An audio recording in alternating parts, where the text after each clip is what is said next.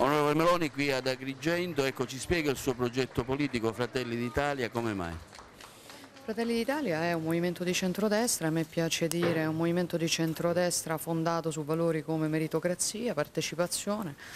onestà, un movimento che vuole fare anche del rinnovamento del ricambio generazionale, che vuole, diciamo, limitare l'eccessivo tatticismo che abbiamo visto in politica in questi ultimi periodi e quindi dire anche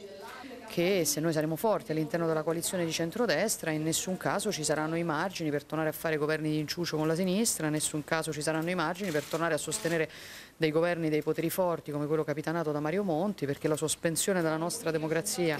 per le risposte che poi sono arrivate agli italiani, francamente, insomma, era meglio evitarlo. Perché non avete scelto il percorso insieme a Berlusconi, ma vi siete affrancati con un'altra lista, con un'altra idea, insomma?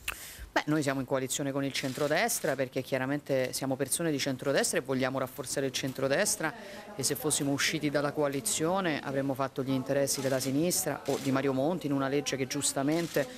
premia le coalizioni e che è una legge, diciamo, che tende al bipolarismo. Abbiamo fatto una scelta diversa da quella del Popolo della Libertà perché quando perdi molte battaglie, quando ne perdi troppe, devi fare i conti con il fatto che probabilmente quella non è più la tua casa. Io lealmente ho combattuto le mie battaglie all'interno del Popolo della Libertà,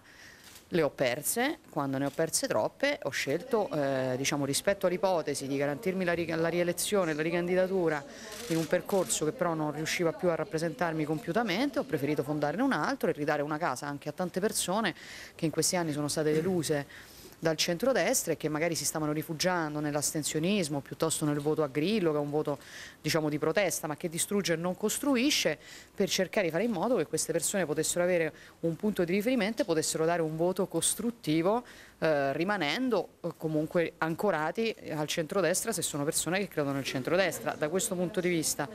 il voto a Fratelli d'Italia è un voto a mio avviso doppiamente utile, perché in nessun caso è un voto disperso, già che è un voto dato alla coalizione di centrodestra, ma è utile a battere il centrosinistra come avviene anche per gli altri partiti della coalizione.